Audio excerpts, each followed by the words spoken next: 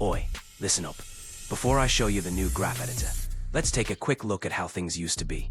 These were the old graphs. Simple, functional, but pretty basic. You had your standard easing options like ease in and ease out, but not much else to work with. Now, feast your eyes on this. This is the new graph editor. They stepped up the game big time. More options, more precision, more control. You've got advanced easing types like quad, cubic, and even rebound effects. It's like trading in an old motorbike for a custom-built Shelby Special. Smooth, sleek, and powerful. The difference? Night and day, mate. These new tools let you fine-tune every detail of your animations, giving you the edge to create truly dynamic visuals. Alright, now let's talk about how we used to add graph curves back in the day. Before this update, if you wanted to use these graph animations, you had to go through the Show Variable Speed Animations section. Bit of a hassle, right? But now, CapCut's made it dead simple. They've added this new preset curves option right here.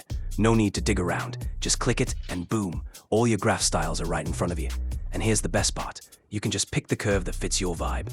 My personal favorite, the circle ease. This curve, smooth as silk.